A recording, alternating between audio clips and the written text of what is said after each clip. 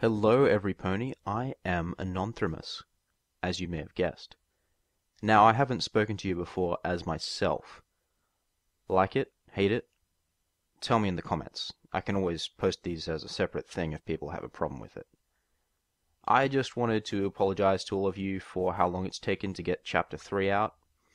To be honest, perfectionist that I am, I would love to work on it for another week, but I'm starting to record Chapter 4 today, and I figured you guys would just want to hear it as it is. Editing this chapter actually took a lot longer than previous chapters, not because it's actually a longer chapter, but because I'm trying to do things which are a bit more complicated with the sound effects and the music. I'm not sure if I went a bit overboard putting music into this chapter. It may be a little bit distracting, so I would love if you could give me some feedback and tell me what you think. Just to clear up a few things in the comments, I did not write this story. This story was written by Nine, as you can probably tell by the opening credits. There's a link to his Equestria Daily post in the description. Second thing, while this is not actually a live reading, it is pretty close. I obviously edit out any mistakes I make, but apart from that, I just keep speaking, and I keep making up character voices on the fly. In this chapter, I really couldn't think of how Derpy should sound, so that's not great. I may change her voice later, but I will try to be as consistent as possible with the other characters. Just wanted to give a shout out to Voz de Suños, who gave me an awesome shout out in his podcast. I'm sure that gave me a few viewers. If you don't know who that is, I'll put a link in my description. You should check him out. His stuff is awesome. So, without further ado, here is Death Note Equestria, Chapter 3. Chapter 3. Exclusion. Shinigami do not do, in principle, anything which will help or prevent the deaths in the Death Note. Twilight? Twilight! Somehow Spike had been the first to wake that morning, now beating on Twilight's door excitedly. Come on, Twilight! Big day ahead of us! Twilight groaned and looked around for her clock. It was barely after dawn, and she felt like she hadn't slept all night. At least, not after... She shuddered at the memory. Even knowing that the god of death was on her side, she still felt a little creeped out thinking about him. Those teeth. She shook herself awake and rolled out of bed, reaching for a comb for her disheveled mane. Coming, Spike! As soon as she'd opened the door, Spike was literally bounding around her, looking as excited as Pinkie Pie preparing for a party. Guess what, Twilight? You'll never believe who's in town! Actually, Spike, I probably will. What's all this fuss about? Colgate's back! Twilight stared blankly. You know, Blue Unicorn, Hourglass Cutie Mark, hair that looks like toothpaste? You must have seen her around. That does sound like some pony I know, Twilight mused. What's so special about her? That's just it. She's come to put together a police force. She says they're going to help catch Kira. Now that was interesting. Twilight made her way downstairs, dodging away from the overexcited dragon. How exactly does she plan to do that? I don't think the Neighborhood Watch is going to help with anything on that scale. That's the best part. We've got someone else on our side. Elle! Spike put his hands up to his cheeks and gave an embarrassing fanboyish squeal. Elle? Twilight laughed. I think somebody's been reading too many detective novels, if they believe that. Elle's not real, Spike. Don't get your hopes up. Elle is so real! The pair reached the library's kitchen. Over the counter, Buick froze, a handful of candied fruits halfway held up to his lips. He shoved them in his mouth before Spike noticed, and grinned sheepishly. Twilight tried to ignore him, and started to prepare her own breakfast, while the little dragons grabbed some gems and sat down. Colgate said she'd spoken to Elle herself. He's leading the investigation. Spike, that's not true. Twilight sat opposite him with a bowl of corn chips. The real Elle, if he ever existed, lived over 1,200 years ago. He was supposed to have been this legendary detective, so good ponies have never stopped writing about him. Even if he was real, there's no way he could still be alive today. Nuh-uh, Spike insisted. El was so good at solving cases that the princesses gave him eternal life. He's been waiting for over 1,000 years just for a crime to come along so big only he could solve it, and now he's back! Right. Twilight rolled her eyes. Look, Spike, I'm telling you, whoever this El character is, he's not some pony of legend. He's just some egocentric, overpaid detective who thinks he's too good to push papers like the rest of them. Twilight, you of all ponies. Spike hiccuped and hastily shoved a claw in his mouth. You okay, Spike? Fine, he gulped loudly and tried to steady himself. Just, hungry, that's all. He popped a cracked ruby in his mouth and tried to force a smile, which twisted into a grimace. So when did you... Oops. In a belch of green flame, a scroll materialized over the table, drifting down into Spike's waiting hands. Under Twilight's gaze, he turned pale. No small feat for a creature with scales. So, he shuffled in his seat, trying unsuccessfully to hide the scroll behind his back. How about that weather, huh? Twilight tried to keep her voice even. Spike, is that letter for me? No, I mean, He quickly rolled the scroll open and scanned the first few lines. Oh, look at that! It's not for you, Twilight. How about that? Now that I think of it, you don't even read the paper. How did you find out about Colgate before I did? The uncomfortable shuffling got worse. Twilight put on her most stern expression and stared back at the little dragon. Spike, have you been delivering letters to some pony behind my back? Spike forced out a final chuckle, but he felt his defenses crumbling beneath his surrogate mother's gaze. His head fell. I had to, Twilight. I'm the only dragon anywhere near Ponyville. It's my royal duty. And I wanted to tell you, but the first letter I said I couldn't tell anyone, not even you. I'm sorry, Twilight. The little dragon tried to sink even further into his seat, but to his surprise, found a gentle hoof stroking the top of his head. He looked up to find Twilight standing over him, smiling. It's okay, Spike. If the princess asked you not to tell me, it's not your fault. I was just worried you'd gotten into some trouble and felt you had to hide it from me. You're not in any trouble, are you? Probably not. I mean, no. Then there's nothing to worry about. So, now that the cat's out of the bag, who's that letter for? Spike thought for a moment before answering. It would be breaking the princess's orders, but if he couldn't trust Twilight, who could he trust? Colgate. Great! That's settled then. The purple filly levitated Spike onto her back and started for the door.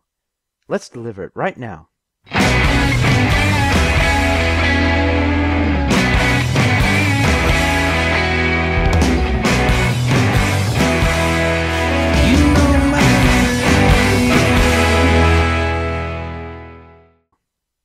But what about breakfast?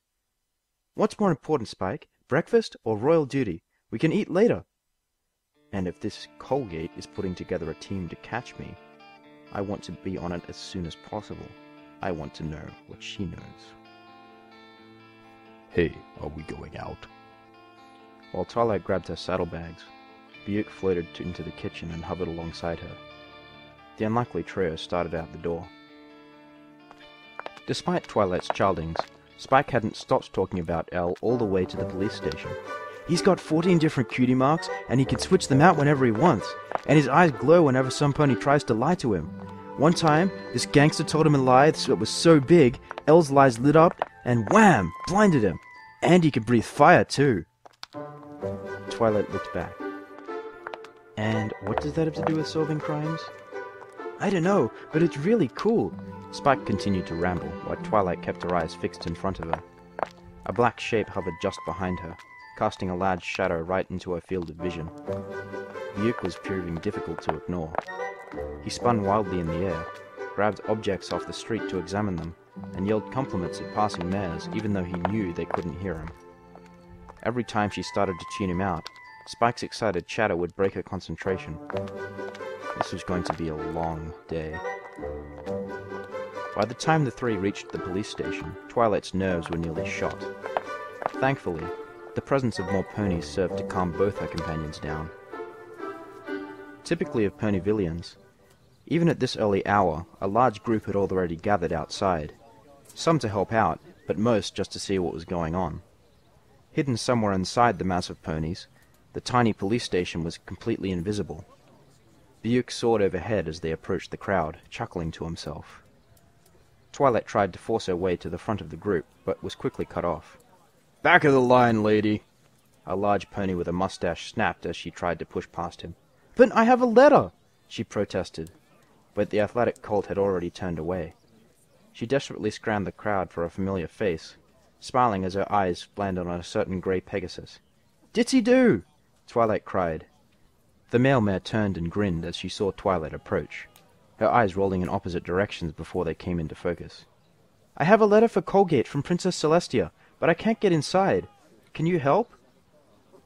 Ditsy gave a lopsided salute. "Can do, Unicron," she said reverently. "You stay here, Muffin." For the first time, Twilight noticed a tiny filly by the male mare's side, grey with her mother's yellow mane, but sporting a horn instead of wings. Ditsy took the scroll from the waiting Spike and rose into the air. "Gangway!" she yelled, barreling through the air towards the door. Ponies scattered in all directions as she flew. Even ponies who hadn't met Ditsy-do had heard to get well out of her way when she had a letter to deliver. Twilight was left with the tiny grey unicorn, who stared up at her with a faint smile. "Hi, Dinky," Spike said warmly. "Hello, Spike." Twilight bit her lip. Mixed-race children weren't frowned upon exactly. They were just unusual. Even in a town as supposedly progressive as Ponyville, a unicorn foal with a Pegasus mother would always draw stares. Even now she could see a couple ponies in the crowd giving the girl sideways glances. Thankfully, Twilight's thoughts were interrupted by the sudden reappearance of a grey Pegasus. "Colgate wants to see you," Ditsy chirped, then immediately turned around and started clearing a path towards the door. With a minimum of gentle taps and less gentle shoves, the little group made their way inside.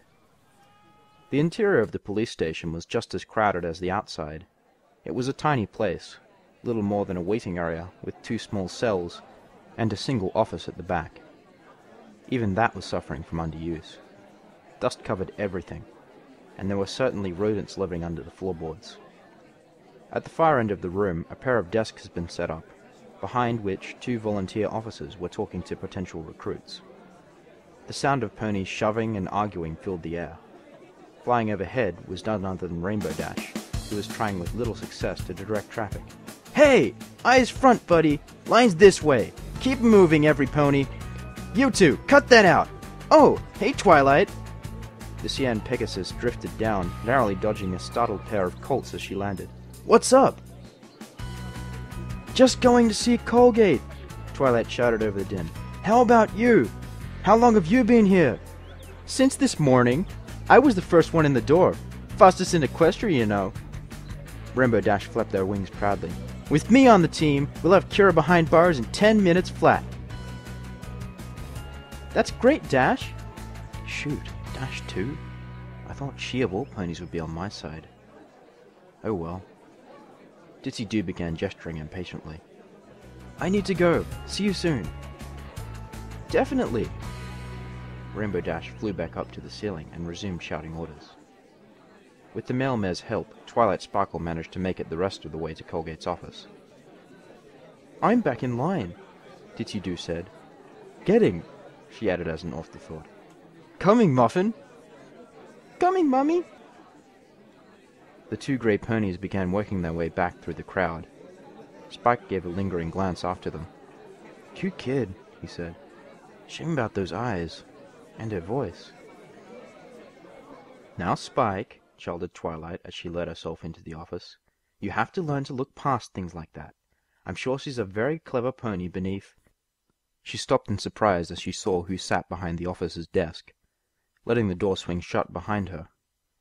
There, poring over a huge stack of papers and looking like she hadn't slept in days, was... Romana?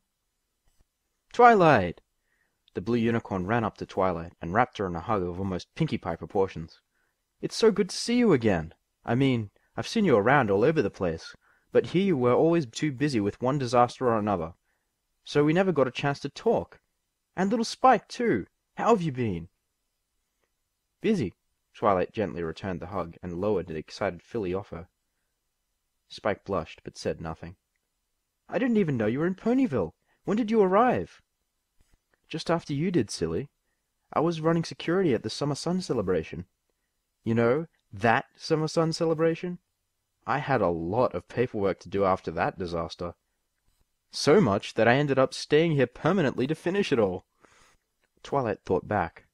A blue unicorn, hourglass cutie mark. How had she never made the connection? I'm sorry, Romana. I just never realized. Sometimes I think all ponies in this town look the same. Don't worry about it. I think the same thing. The filly laughed good-naturedly. It's Colgate for now, by the way.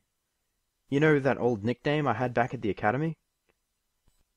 Colgate flipped her striped hair proudly. Elle told me I should take a false name for this investigation, and so many ponies call me that already that it seemed to fit. Whoa, whoa! Twilight held up a hoof to silence Spike's growing squeal of joy. You mean the Elle? It can't be the real Elle, right? I don't know. I've never seen him in person. He sounds really smart, though. I'll fill you in at the briefing. Colgate paused. You did come here to join the team, right? You were always top of the class. You're probably the best thinker Ponyville has right now. We could really use your help. Jackpot. I'd love to help. Just let me know what I can do. Great! Twilight reared up and clapped her hooves excitedly. I got all the paperwork ready for you. We can have you on the force in minutes. Oh, but first, that letter you brought. She shuffled through the papers on her desk and unrolled the scroll Ditzy-Doo had given her. As she read it, her expression shifted from excitement to disappointment to outright sorrow. Oh. What is it? Twilight half shouted. A seed of panic started to flare up in her, overwhelming the need for subtlety. Is there a problem? I'm sorry, Twilight. In a few seconds the energy had vanished from Colgate's voice.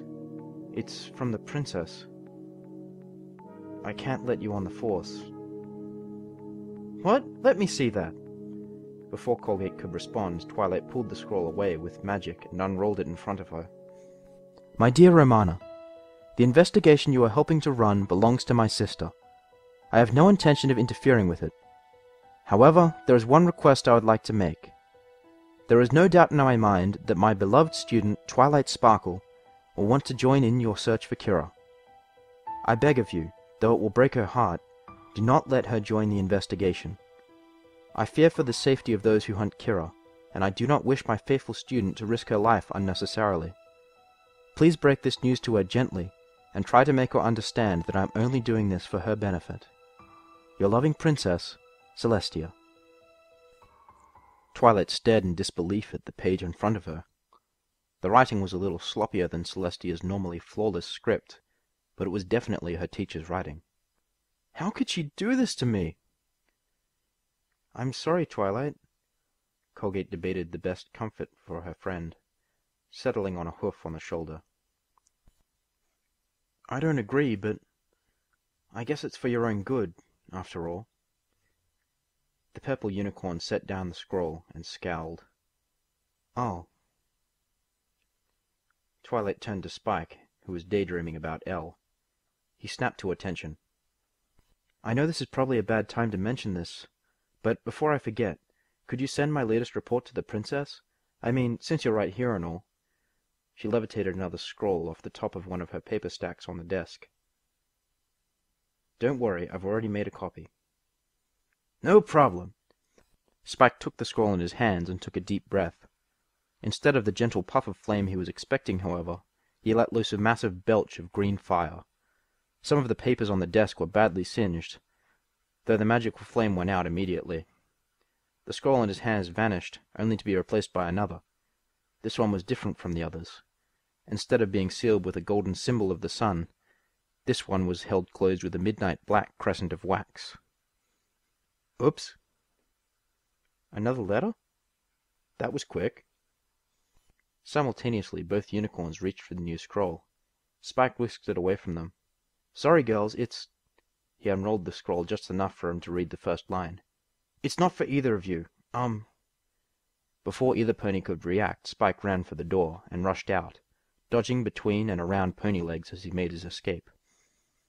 Whoa! This turn of events shocked Twilight out of her gloomy state. What was that all about? We'll find out sooner or later. Colgate closed the office door. Look, I'm really sorry, but we can't have you on the team. I'd let you join anyway, but if this gets off the ground, they'll probably send some pony to check on us. Yeah, I know. It's not your fault. It's just... Twilight sighed. Disappointing. Yeah, Colgate sighed as well. But hey, there's one piece of news I'm allowed to share with you. Twilight looked up. Apparently, Princess Celestia is making a speech this evening. It's supposed to be a message to Kira, broadcast live on Crystal Vision. You should watch it. We might learn something about what her plan is. A message? That's bold. I think I'll do that. I wouldn't want to miss out. Twilight started for the door. Anyway, I should be going. Looks like you have a busy day ahead of you. No kidding. Oh, and Twilight? If you do come up with anything, let us know, I mean. Colgate winked. Even a regular civilian can help sometimes. Despite the jab, Twilight smiled. Don't worry, I'll do all I can.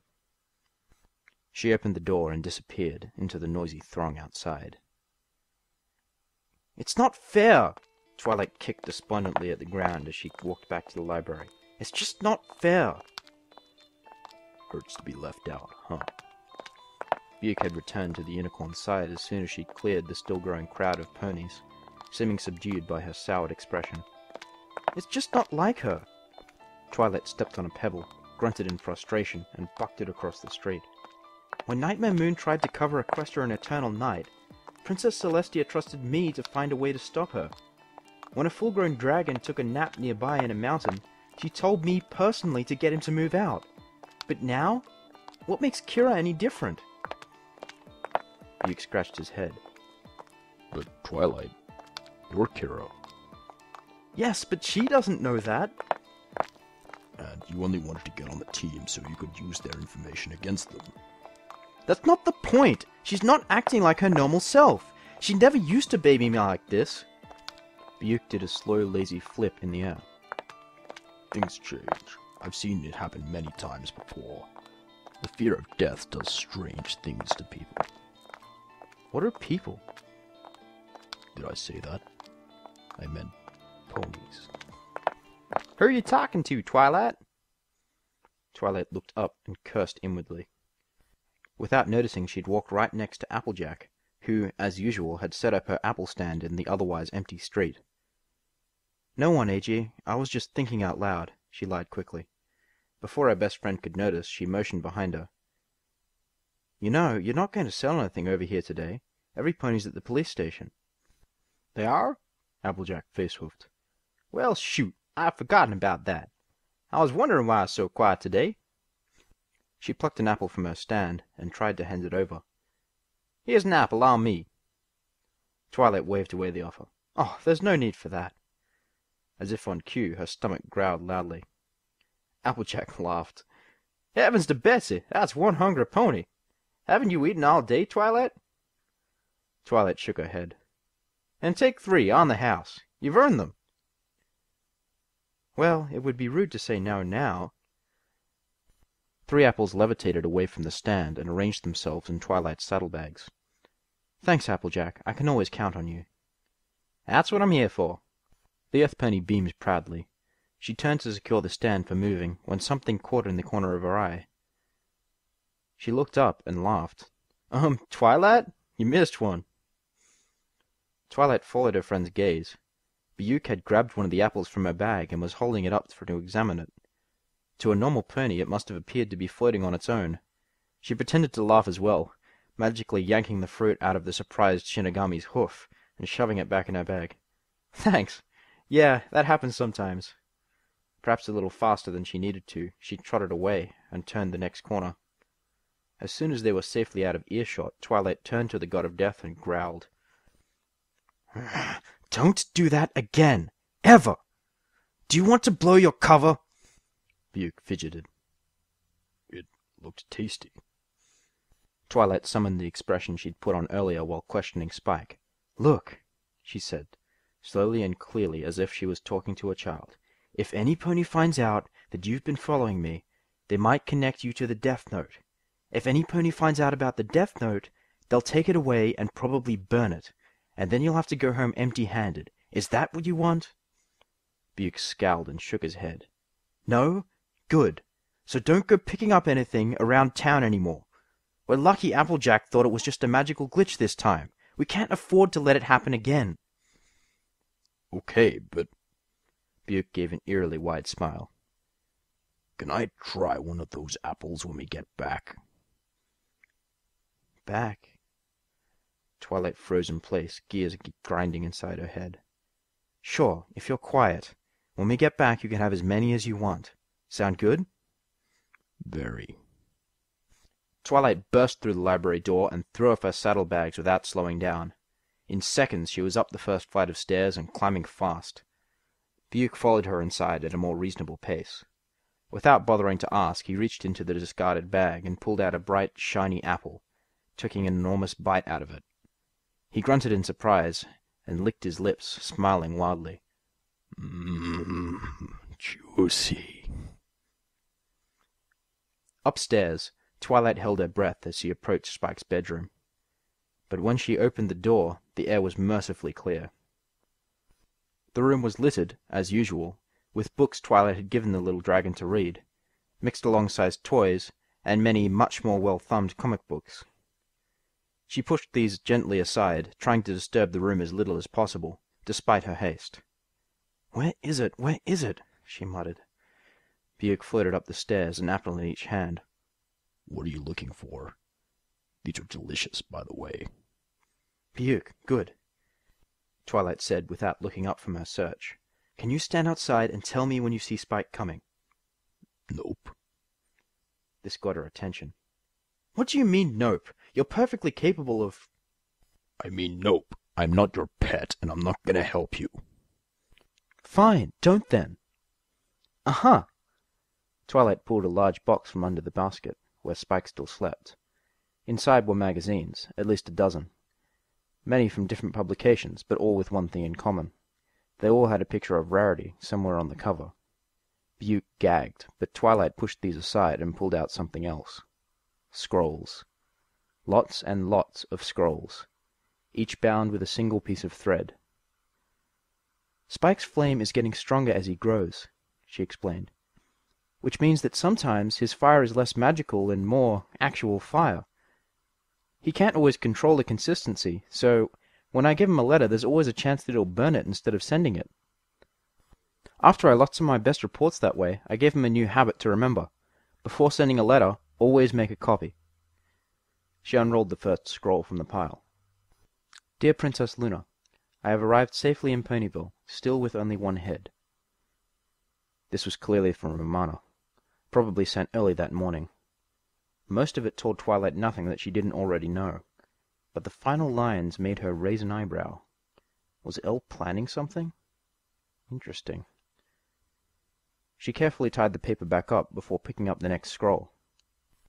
"Dear Princess Celestia, today I learned that no matter how many times some pony asks you—" Twilight frowned. This report was from months ago. Clearly she'd have to speak with Spike again about his organizational skills. 5 scrolls later she found another letter that looked interesting. It was much longer than the others, filled with complex charts and figures detailing times and locations of death. It was the words at the very top, though, which caught her attention.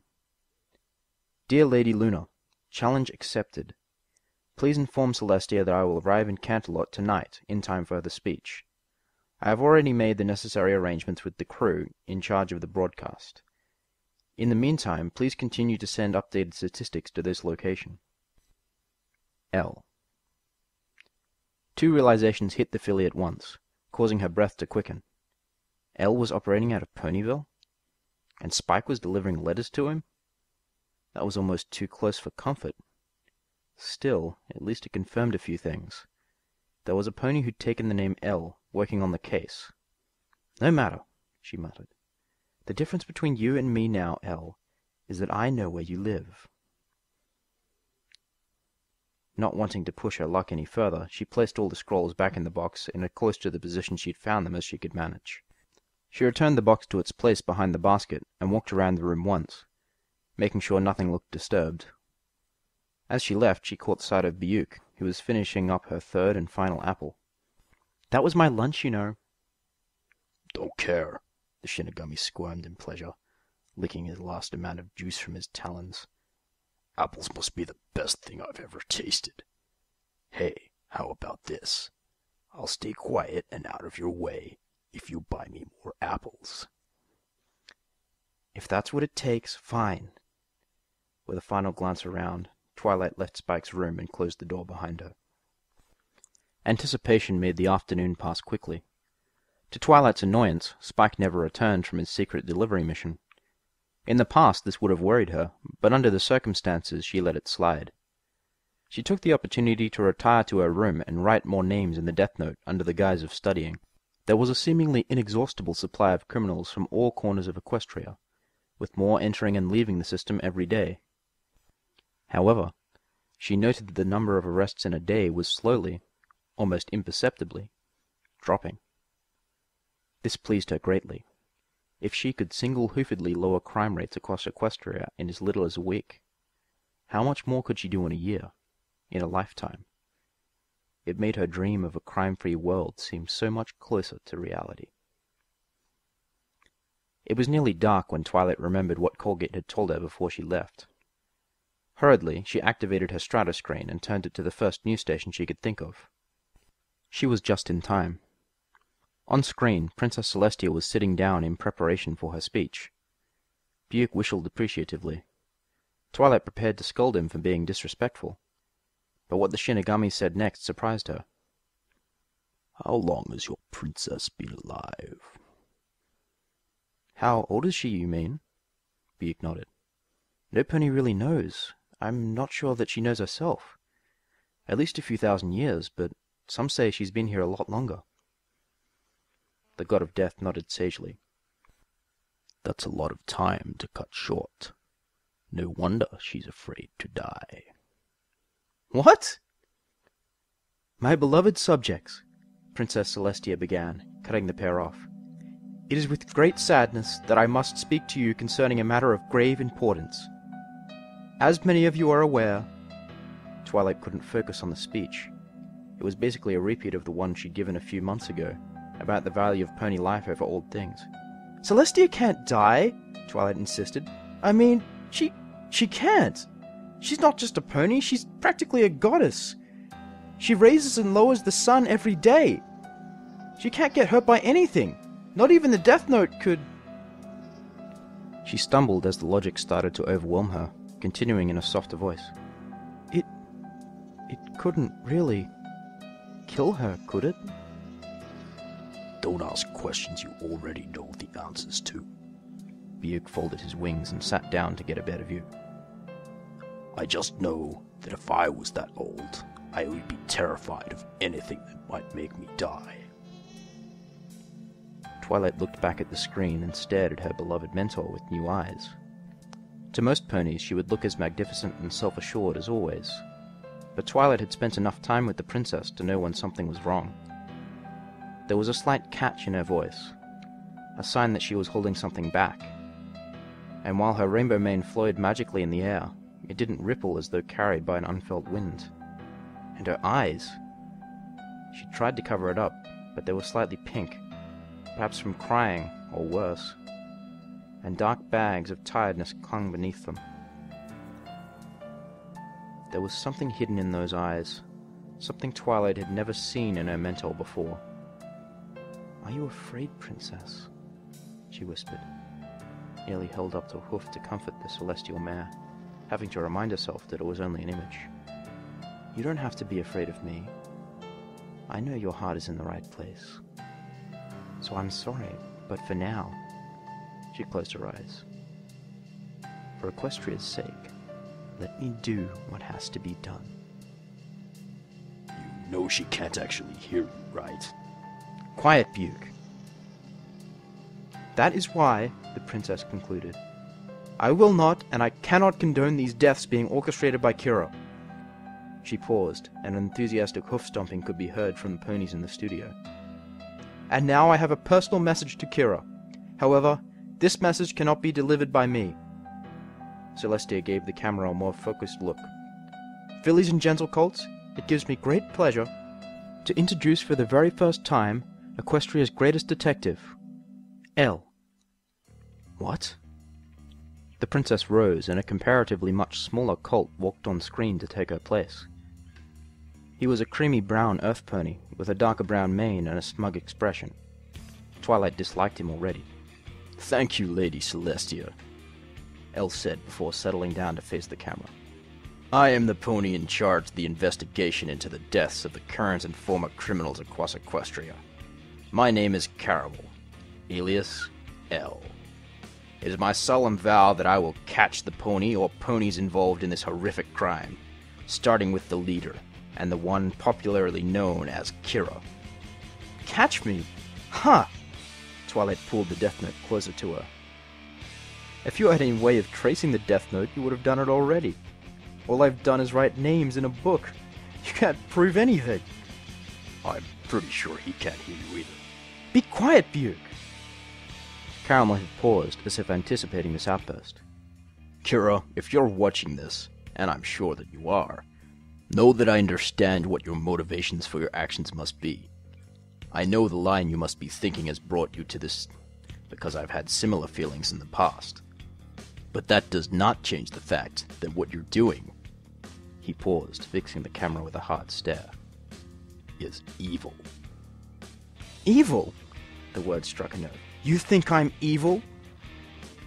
"What you have done is unforgivable," the detective continued, anger building in his voice.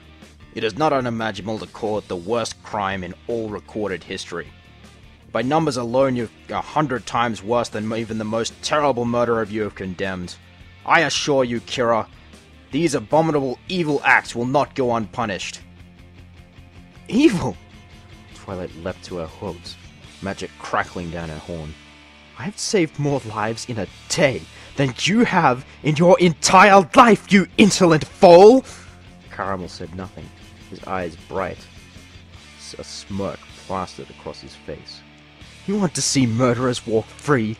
You want to see all of this justice come undone? I will create a world without crime! If you stand in the way of that, you are the evil one!" She grabbed the quill with magic. "All of the ponies who stand in my way are the evil ones!" She tore the Death Note open and scrawled a name across the entire page. Caramel. "There!" Twilight realized she was breathing heavily. "Let's see you stand against me after this! Let's see any pony wants to stand against me after this! The whole world is watching, Elle. What kind of message do you think this will make?" He smiled wickedly. "It's almost a shame. You gave yourself away too soon. So much for the legendary detective. If you'd been smarter, maybe this could have been fun." She looked at her wristwatch, then at the screen. Caramel had stopped talking. 5 seconds, Elle. 4, 3, 2, 1. Caramel's eyes widened. He let out a yelp of pain and reared up madly, then collapsed. Ponies ran from both sides to try and help him up. Off-screen, Princess Celestia screamed, which dampened Twilight's spirits a little, but only a little. Checkmate, Elle. With no small amount of satisfaction, she closed the Death Note and put it back on her desk. Fascinating. Twilight froze. All at once, all sound had cut out, and a soft white glow filled the room. Fear rising in her throat, she turned back to the screen. Across the stone sheet was a stylized letter L on a background of pure white. The new voice continued, cracked and distorted beyond all hope of identification. You can really kill without having any contact with your victim. The Dominic Abbott suggested as much, but I must confess that I did not truly believe until now. Twilight couldn't move. This was wrong. She'd won. She'd seen it. He couldn't have tricked her. This couldn't be happening. Kira, if you did just truly kill that pony you saw on the screen, you should know that he was not El. Caramel was arrested yesterday on 2 charges of aggravated assault. His arrest was kept secret, so no official records of it exist. It seems to have killed a number of his friends, because Caramel personally volunteered to speak for me tonight. He was well aware of the risks, the responsibilities involved. Despite his crimes, he died a noble death. It must hurt, knowing you just murdered a hero. Twilight gritted her teeth and glared. He's enjoying this too much. You won't let him twist this against me. You're the murderer, El, not me. Ryuk, meanwhile, is cracking up. But Kira, I assure you that I, El, am very real. So what are you waiting for? Kill me. Twilight was still frozen at her desk. What could she do? Even if El was the real pony's name, unlikely. She still had no face to go with it. She tried to swallow her feelings of being trapped. Well, go on, do it. The stratoscreen mocked her. What's wrong? Kill me. Heart attack, just like the others. Nice and painful. Come on, kill me. There was a long and potent pause. Well, El said, satisfaction evident even through the distortation. it seems you can't kill me. That is very interesting. You've given me some valuable information tonight, Kira. In return, I think I'll let you in on a secret. You believed that this message was being broadcast live across Equestria. In reality, it was only being shown in the area of Ponyville. What? Twilight couldn't breathe. Ryuk, however, was howling with laughter by this point. I had intended to repeat this broadcast in different regions at different times, but it seems that is no longer necessary. You are in Ponyville. I admit the method by which you kill is a still mystery to me, but I'm sure that you will be able to tell me all about it after I have you caught. Know this, Kira. We know where you are. We are going to find you. And when we do, in a very real way, justice will be served. Until we meet again, Kira. The image on the screen crackled into static, then blinked out. Bayek could barely contain himself. Oh, he got you good, Twilight. He laughed, crimson tears rolling down his cheeks. He got you real good. Seeing the unicorn's distraught expression, he began to settle down. Twilight. She didn't move. Hey, you're not gonna give up, are you? This startled her out of her shock. Twilight's expression hardened, her eyes narrowed, and her mouth shrank to a tight, fine line. Fine. Fine. I accept your challenge, El. Twilight strode up to the stratoscreen, apparently still talking to an imagined opponent. You think that you are righteous? You think that you're good enough to catch me? Bring it on. I have the Death Note, and I'm closer to you than you are to me. I don't care if you are the detective of legend. I don't care if you are 1,200 years old. You think you're justice? I am Kira. I am the god of a new world.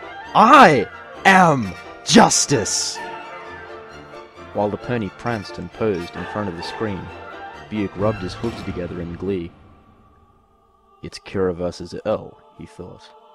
2 brilliant minds pitted against each other. And whoever's identity is revealed first dies. His eyes sparkled.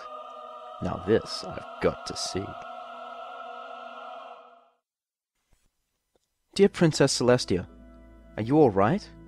I know it's a strange question for me to ask of you, but I saw your message to Kira. You were wonderful, by the way.